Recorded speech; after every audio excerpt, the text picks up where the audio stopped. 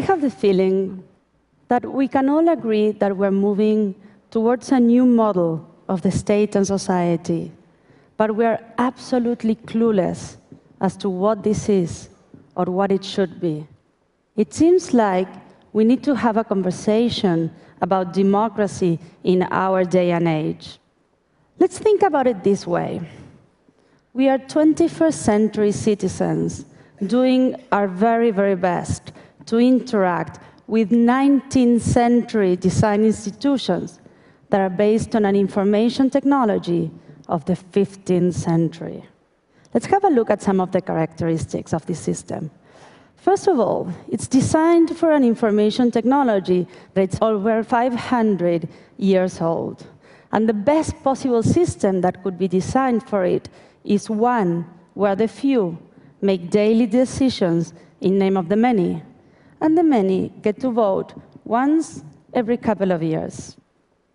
On the second place, the costs of participating in this system are incredibly high. You either have to have a fair bit of money and influence, or you have to devote your entire life to politics. You have to become a party member and slowly start working up the ranks until maybe one day you'll get to sit at a table where the decision is being made. And last but not least, the language of the system, it's incredibly cryptic. It's done for lawyers, by lawyers, and no one else can understand.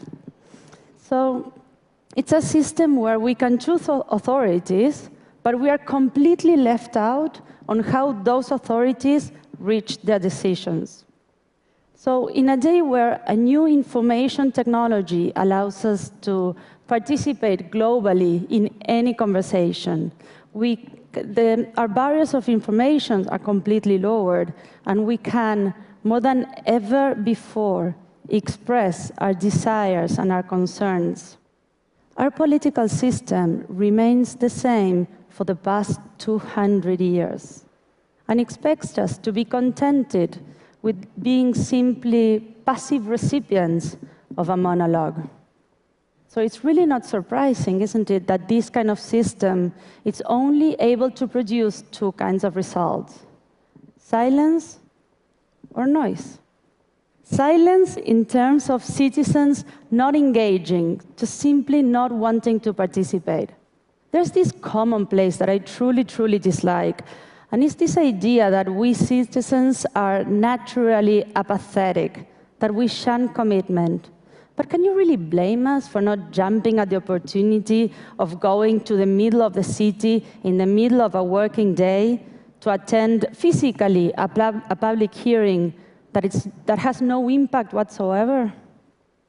Conflict is bound to happen between a system that no longer represents, nor has any dialogue capacity, and citizens that are increasingly used at representing themselves. And then we find noise. Chile, Argentina, Brazil, Mexico, Italy, France, Spain, the United States, they're all democracies. Their citizens have access to the ballot boxes, but they still feel the need. They need to take on the streets in order to be heard. To me, it seems like the 18th century slogan that was the basis for the formation of our modern democracies, no taxation without representation, can now be updated to no representation without a conversation. We want our seat at the table, and rightly so. But in order to be part of this conversation, we need to know what we want to do next. Because political action is being able to move from agitation to construction. My generation has been incredibly good at using new networks and technologies to organize protests. Protests that were able to successfully impose agendas, roll back extremely pernicious legislation, and even overthrow authoritarian governments. And we should be immensely proud of this. But we also must admit that we haven't been good at using those same networks and technologies to successfully articulate an alternative to what we're seeing and find the consensus and build the alliances that are needed to make it happen. And so the risk that we face is that we can create these huge power vacuums that will very quickly get filled up by de facto powers like the military or highly motivated and already organized groups that generally lie on the extremes. But our democracies is neither just a matter of voting once every couple of years, but it's not either the ability to bring millions onto the streets. So the question I'd like to raise here, and I do believe is the most important question we need to answer, is this one. If internet is the new printing press, then what is democracy for the internet era? What institutions do we want to build for the 21st century society? I don't have the answer, just in case. I don't think no one does. But I truly believe we can't afford to ignore this question anymore. So I'd like to share our experience and what we've learned so far, and hopefully contribute 2 cents to this conversation. 2 years ago, with a group of friends from Argentina, we started thinking, how can we get our representatives, our elected representatives, to represent us? Marshall McLuhan once said that politics is solving today's problems with yesterday's tools. So the question that motivated us was, can we try and solve some of today's problems with the tools that we use every single day of our lives? Our first approach was to design and develop a piece of software called democracia. Democracia is an open-source web application that is designed to become a bridge between citizens and their elected representatives, to make it easier for us to participate from our everyday lives. So first of all, you can get informed. So every new project that gets introduced in Congress gets immediately translated and explained in plain language on this platform. But we all know that social change is not going to come from just knowing more information, but from doing something with it. So better access to information should lead to a conversation about what we're going to do next. And democracia allows for that.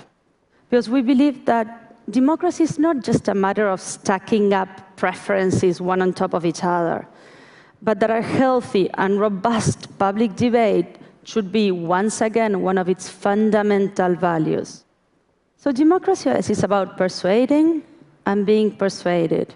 It's about reaching a consensus as much as finding a proper way of channeling our disagreement.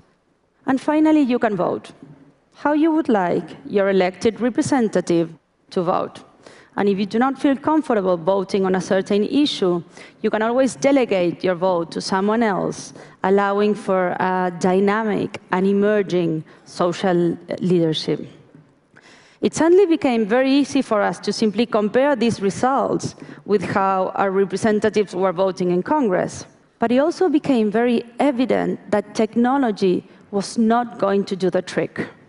What we needed to do was to find actors that were able to grab this distributed knowledge in society and use it to make better and more fair decisions. So we reached out to traditional political parties, and we offered them democracia. We said, look, here you have a platform that you can use to build a two-way conversation with your constituencies. And yes, we failed. We failed big time. We were, sent to play outside like little kids. Amongst other things, we were called naive. And I must be honest, I think in hindsight we were. Because the challenges that we face, they're not technological, they're cultural. Political parties were never willing to change the way they make their decisions. So it suddenly became a bit obvious that if we wanted to move forward with this idea, we needed to do it ourselves. And so we took quite a leap of faith, And in August last year, we funded our own political party, El Partido de la Red, or the Net Party, in the city of Buenos Aires. And taking an even bigger leap of faith, we ran for elections on October last year with this idea. If we want to sit in Congress, our candidates, our representatives, were always going to vote according to what citizens decided on democracia es. Every single project that got introduced in Congress, we were going to vote according to what citizens decided on an online platform. It was our way of hacking the political system. We understood that if we wanted to become part of the conversation, to have a seat at the table, we needed to become valid stakeholders. And the only way of doing it is to play by the system rules. But we were hacking it in the sense that we were radically changing the way a political party makes its decisions. For the first time, we were making our decisions together with those who we were affecting directly by those decisions. It was a very, very bold move for a 2-month-old party in the city of Buenos Aires. But it got attention. We got 22,000 votes, that's 1.2% of the votes, and we came in second for the local options. So even if that wasn't enough to win a seat in Congress, it was enough for us to become part of the conversation, to the extent that next month, where Congress as an institution is launching for the first time in Argentina's history a democracia es, to discuss with the citizens 3 pieces of legislation, 2 on urban transportation and 1 on the use of public space. Of course, our elected representatives are not saying, yes, we're going to vote according to what citizens decide, but they're willing to try. They're willing to open up a new space for citizen engagement, and hopefully they're willing to listen as well. Our political system can be transformed, and not by subverting it, by destroying it, but by rewiring it with the tools that internet affords us now. But our real challenge is to find, to design, to create, to empower those connectors that are able to innovate, to transform noise and silence into signal, and finally bring our democracies to the 21st century. I'm not saying it's easy, but in our experience, we actually stand a chance of making it work. And in my heart, it's most definitely worth trying. Thank you. Thank you.